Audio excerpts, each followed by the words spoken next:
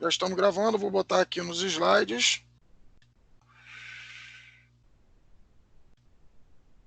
Tá chegando os slides aí? Ainda não. Ah, não compartilhei, peraí.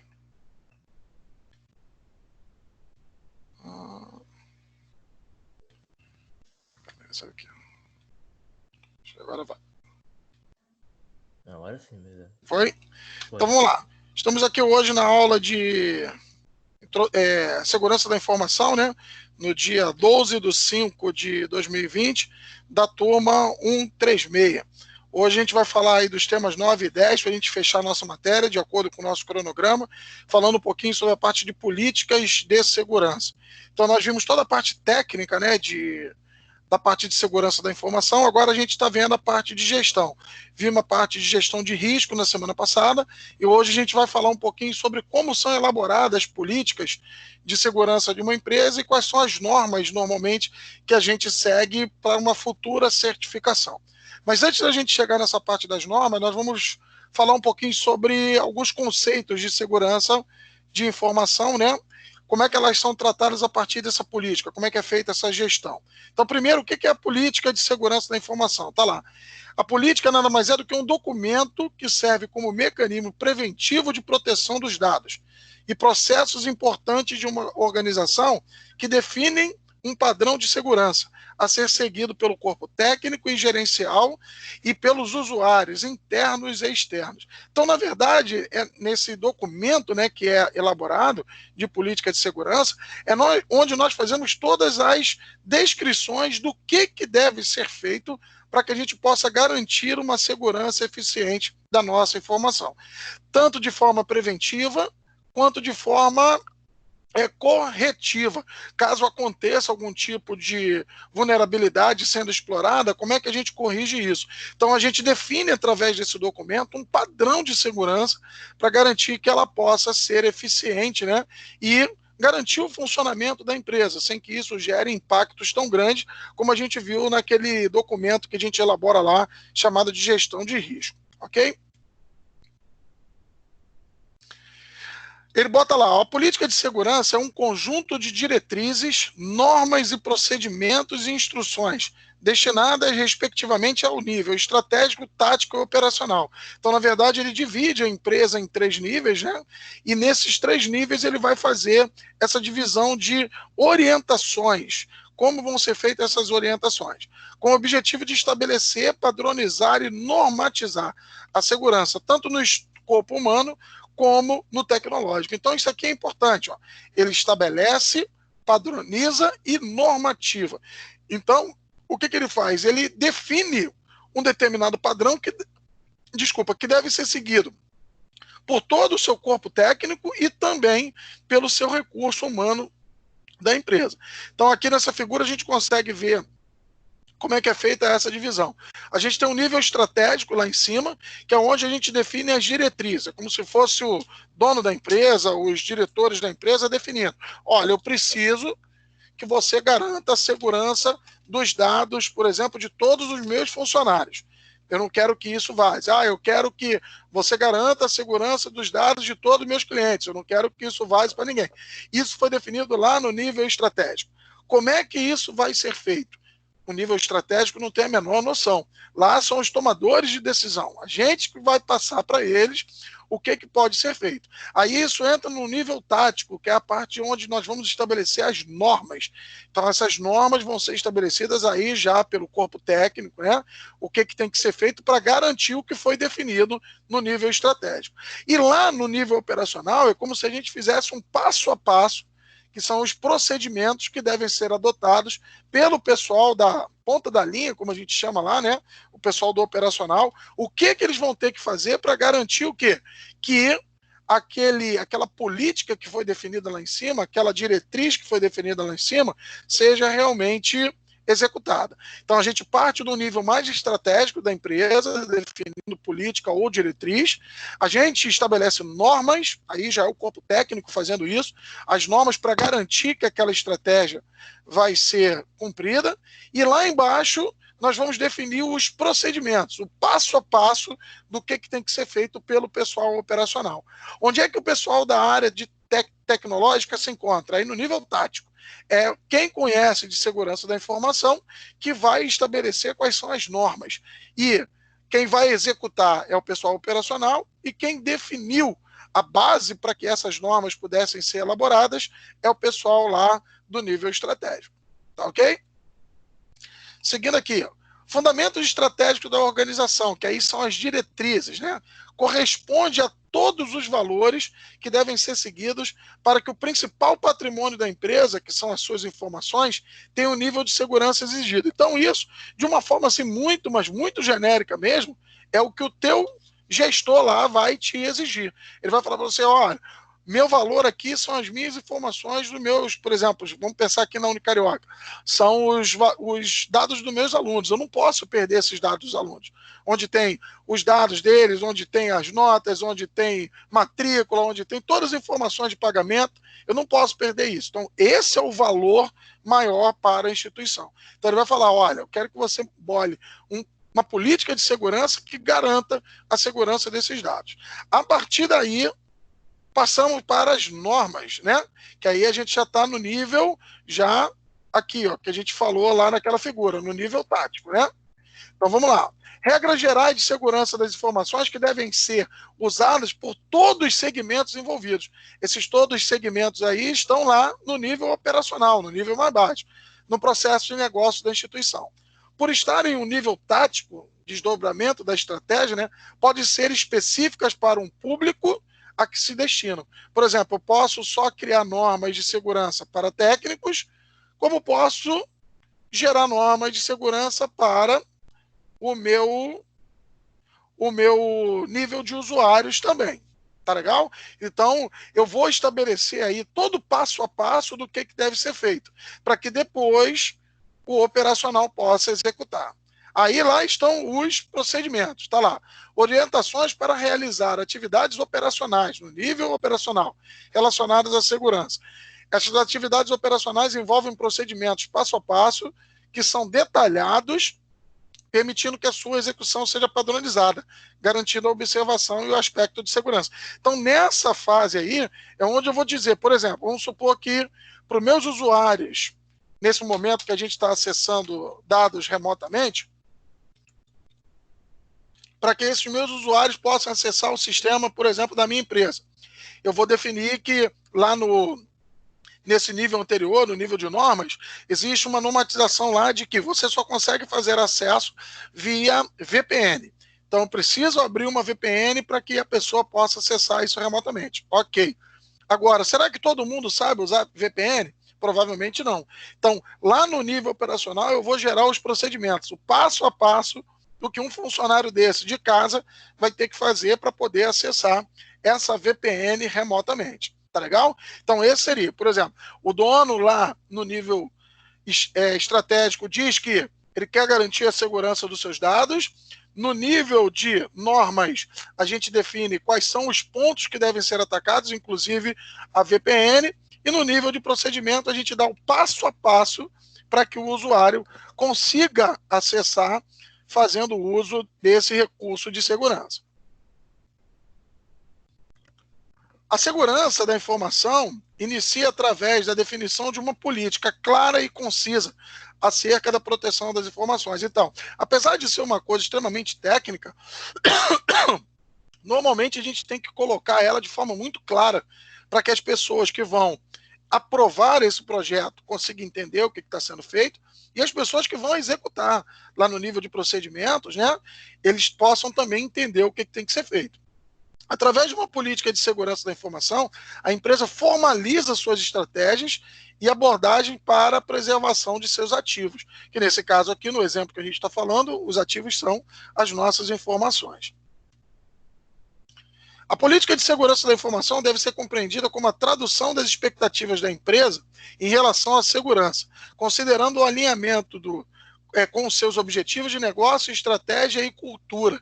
Então, o que ele quer dizer com isso aqui? Esse documento que a gente vai elaborar, que é a política de segurança da informação, ela tem que estar alinhada ele tem que estar alinhado, né, melhor dizendo, com tudo dentro da empresa, né? Com que os diretores lá, a parte de gestão, tem como expectativa daquilo resolver o problema, e também lá da cultura da empresa, o pessoal que está lá embaixo.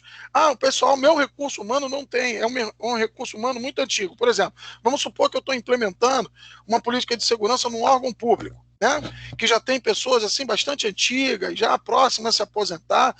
Eu vou colocar ali muitos recursos tecnológicos para que eles possam trabalhar sem colocar os procedimentos corretos? Não, isso tem que estar alinhado com o perfil do teu recurso humano, com a cultura da tua empresa, para que aquilo possa realmente ter sucesso. Senão, você cria uma coisa que as pessoas não conseguem participar e aquilo acaba gerando um problema maior. Objetivos e escopo, tá lá.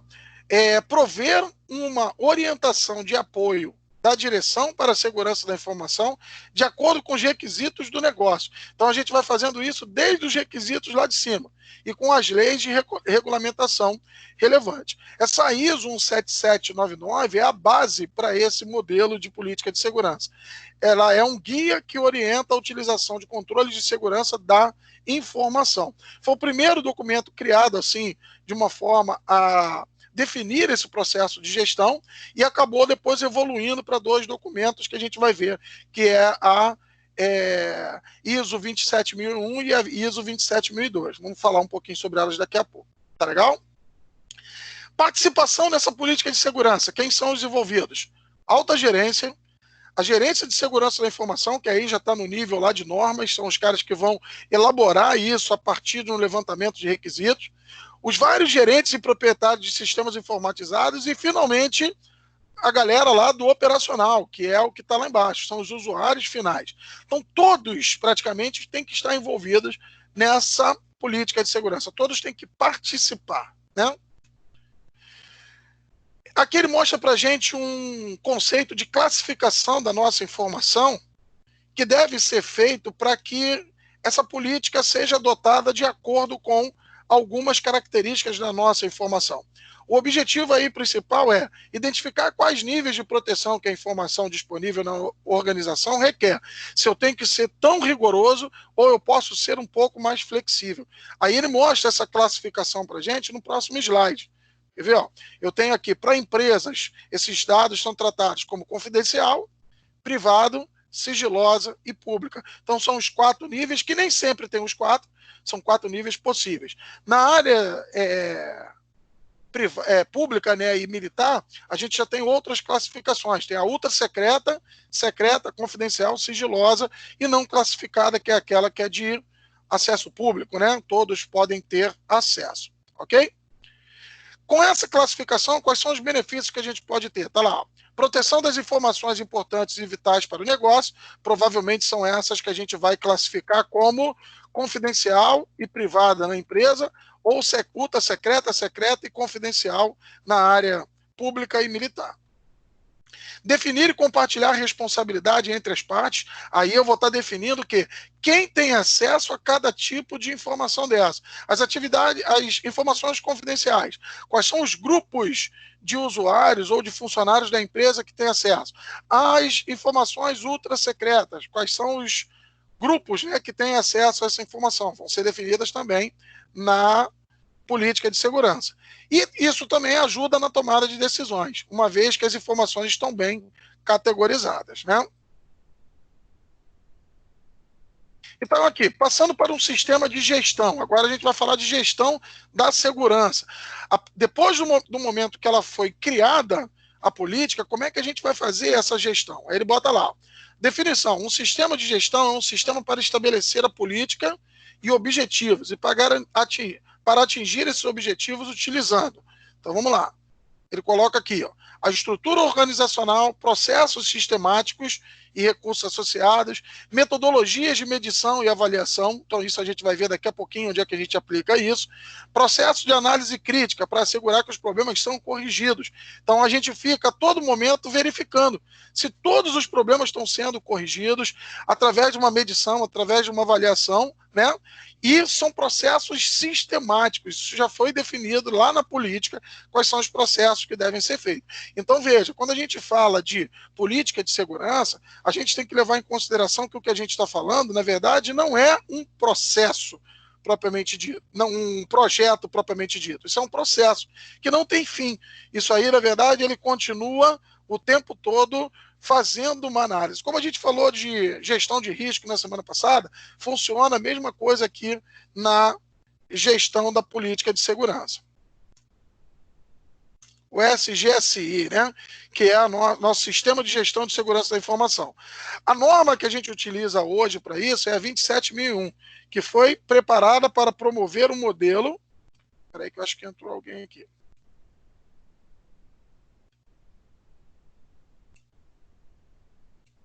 Ela foi preparada para prover um modelo para estabelecer, implementar, operar, monitorar, revisar, manter e melhorar um sistema de gestão de segurança da informação. Então, veja, aí ele está pegando todo o ciclo de funcionamento desse sistema que a gente criou. Então, ele estabelece, implementa, opera, monitora para ver se ele está funcionando, revisa para ver se ele tem alguma incorreção, e se tiver alguma incorreção, ele vai tomar alguma medida de correção, né, para melhorar. Tá legal? Então vamos ver como é que isso é feito aqui. A adoção de um SGSI deve ser estratégico para a organização. Então isso deve tentar cobrir todos os setores da empresa. E o projeto e a implementação dele deve ser escalados conforme a necessidade da organização. Nem sempre a gente implementa uma política dessa de forma integral. A gente vai vendo de acordo com as possibilidades, o orçamento que a gente tem, e a gente vai fazendo aos pouquinhos, até que a gente consegue implementar toda a política de uma única vez. Tá? Essa norma, né, que foi uma evolução da 17799, que a gente falou lá atrás, ele coloca aqui, ó, ela é a referência de implantação de um processo de gestão de segurança da informação. Ela foi publicada em 2015 e já tem uma atualização em 2013. Essa norma veio tornar padrão internacional o que havia sido desenvolvido e publicado pela 17799, que a gente falou. Né? Trata da implementação de um processo, olha só, não é um projeto, é um processo de gestão de segurança da informação. Esta norma, em conjunto com a 17799, são as principais referências atualmente para quem procura tratar questões de segurança da informação de maneira eficiente e com eficácia. Essa norma gera uma certificação, que é a ISO 27001. As empresas que atendem todos os requisitos dessa ISO aí, né, ela consegue ter uma certificação garantindo que a informação é tratada de forma segura dentro da sua empresa. Tá legal? Esse é o grande objetivo. Aqui ele mostra para a gente, só para a gente poder fazer uma comparação, os controles, né, e os domínios que a gente tinha dentro da norma ISO 17799. Então, na verdade, eram 10 domínios que a gente tinha reunidos em 36 grupos que totalizavam 127 controles. Então, eram 127 itens que a gente tinha para analisar, para garantir essa segurança. Esses 10 domínios, olha o nível de abrangência do negócio.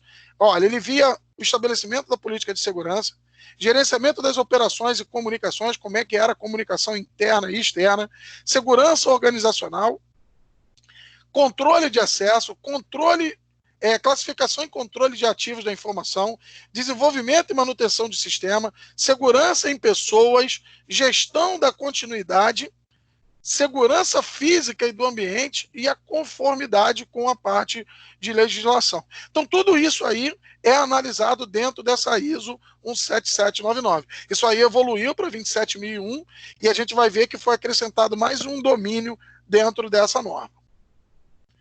Só para a gente ter uma ideia, eu tenho alguns exemplos desses, alguns cases que eu trago para os alunos para a gente poder entender como é que isso funciona.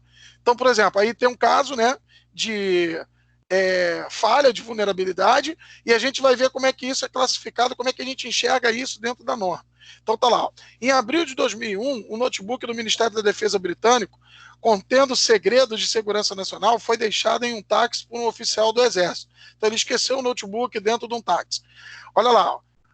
Os requisitos das normas. Eu tenho um requisito para tratar esse problema, que é o que a gente tem que a gente chama no item 9.8.1, que é a computação móvel. Olha o que esse requisito estabelece.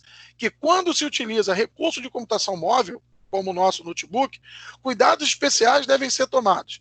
A norma recomenda que sejam adotadas uma política formal, incluindo requisitos para proteção física, controle de acesso, técnicas de criptografia, cópias de segurança e proteção contra vírus. Então ele está dizendo, toda vez que você...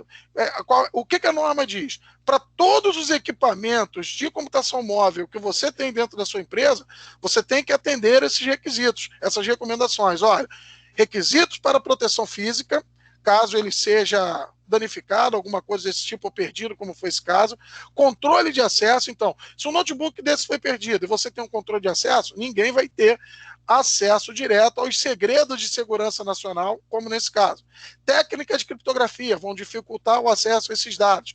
Cópia de segurança. Eu perdi, mas eu tenho esses dados guardados em outro lugar. E proteção contra vírus, para que o uso diário, né, cotidiano, não gere nenhum tipo de dano àquelas informações. Tá legal? Nesse caso aí, ele não tinha essas informações, o resultado não foi atendido e comprometeu a confidencialidade dos dados. Tá legal? Vamos ver um outro modelo aqui. Ó. Em maio de 2000, o vírus Alove1 invadiu um servidor de correios da Samarco, provocando paralisação de uma semana dos serviços. Eu tenho um controle dentro da 17799, que hoje a gente tem algo parecido na 27001, que trata desse tipo de coisa, que é o quê? Instalação de software maliciosos. Então tá lá, ó. Esse requisito estabelece que sejam adotadas medidas de precaução para prevenir e detectar software maliciosos.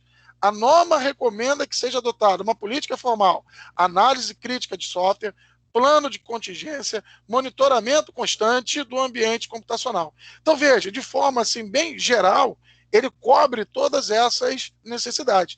E na hora de você obter essa certificação, alguém vai lá conferir. Vamos ver aqui. Dentro do nosso ambiente computacional, existe uma política formal de análise de crítica do software? Existe. Então tem um tiquezinho lá favorável. Existe um plano de contingência? Caso aconteça uma paralisação dessa para a gente tentar recuperar o mais rápido possível? Tem. Então tem um tiquezinho favorável. Existe um monitoramento constante do ambiente computacional? Sim. Então tem um tiquezinho. Atendemos a esse requisito. É assim que acontece o processo de certificação. São 127 controles que a gente tem que analisar. Tá legal? Isso no caso da 17799, que evoluiu na 27001, se eu não me engano, são 136 controles que a gente tem que analisar.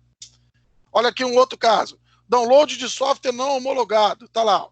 Foi feito por 3 usuários um download a partir da internet do software Gator.exe, provocando uma baixa de performance muito grande na rede local após a instalação. Olha lá, ó. Nós temos 2 itens da norma que trata isso. Gerenciamento de privilégio, quem tem privilégio para fazer isso, e aceitação de sistemas de software, o que pode ser aceito dentro de um sistema computacional. Olha lá, a norma recomenda que seja adotada uma política formal de acesso à rede, gerenciamento de privilégio, bem como as suas aplicações e recursos, quem é que pode acessar sistemas e software dentro de um ambiente computacional. Nesse caso aí também, nenhuma das duas foi atendida, comprometendo aí a disponibilidade. Então vamos lá. Isso foi o que a gente viu da 17799. Vamos falar agora da 27001. É uma metodologia estruturada e reconhecida internacionalmente, dedicada à segurança das informações. Um processo definido para validar, implementar, manter e gerenciar a segurança da informação. Um grupo detalhado de controles compreendido das melhores práticas de segurança da informação. Então, esses controles que vieram foram herdados, né? Então, 7799 ainda continua existindo e foram criados novos controles nessa atualização. São desenvolvidos pelas empresas para empresas, né? Então, vamos lá. Aqui a gente consegue ver essa evolução de uma forma mais clara. Então, a gente saiu daqui, ó, ABS 7799, fomos para ISO 17799, que uma parte dela gerou a NBR 27002, que teve uma atualização em 2013.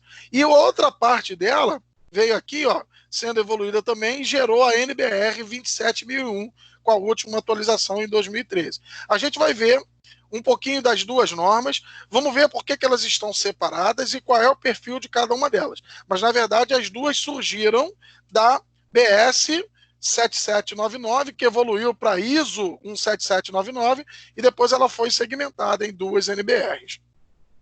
Então, vamos lá. A ISO 27001, olha, agora ela apresenta 11 domínios. Ela tem um domínio a mais do que a BS 7799 ou a ISO 17799, que é esse 9 aqui, que é a gestão de incidentes de segurança. O restante, ó, continuidade de negócio, conformidade, segurança de acesso, segurança de pessoal, gestão de ativos, tudo isso já veio herdado da 17799, tá? Aqui ele fala sobre o funcionamento da 27001. O que vai ser analisado na 27001 para a emissão, na verdade, dos nossos certificados, né? É justamente esse processo de gestão, se ele acontece. Se acontece esse ciclo que a gente chama de ciclo PDCA, que é o quê? É o planejamento, que é o estabelecimento de gestão do sistema de gestão de segurança, a implementação desse sistema, o monitoramento desse sistema em funcionamento e a manutenção e melhoria do sistema que precisa ser feito. Tá legal? Então, o que acontece? Hoje a gente faz um levantamento, né, de uma necessidade de gestão de segurança dentro de uma empresa. Só que esse processo, isso evolui. A gente já falou sobre isso em aulas anteriores, que a segurança hoje, que eu consigo dizer que está totalmente bloqueada, daqui a alguns segundos ela já não está mais. Eu já não consigo garantir essa segurança total. Por quê? Já surgiu uma nova vulnerabilidade, alguém está explorando algum outro tipo de serviço, então isso precisa ser constantemente atualizado. Por isso que a gente chama de processo, não é um projeto, tá ok? Então a gente planejou aqui, mas esse planejamento daqui mais algumas semanas, daqui mais alguns meses, já não é mais a realidade da minha empresa. Então o que eu faço? Eu implemento e fico monitorando. Essas novas necessidades de atualizações que a gente tem, a gente vai fazer aqui, ó, num processo ACT, que a gente chama de melhorias desse sistema de gestão. Aí a gente faz, para atender essas melhorias, um novo planejamento, uma nova implementação e monitora novamente. Atendeu? Atendeu. Daqui a pouco não atende mais. Uma nova melhoria vai ser analisada, vai ser feito um planejamento, vai ser implementado e assim esse ciclo funciona. A certificação 27001 analisa isso. É o sistema de gestão. Como é que está o seu sistema de gestão? Como é que você está gerenciando isso para que ela não fique desatualizada e esteja sempre atualizada dentro da sua empresa? É o que ele chama aí de ciclo PDCA, né? Que ele planeja, implementa, verifica e analisa no final.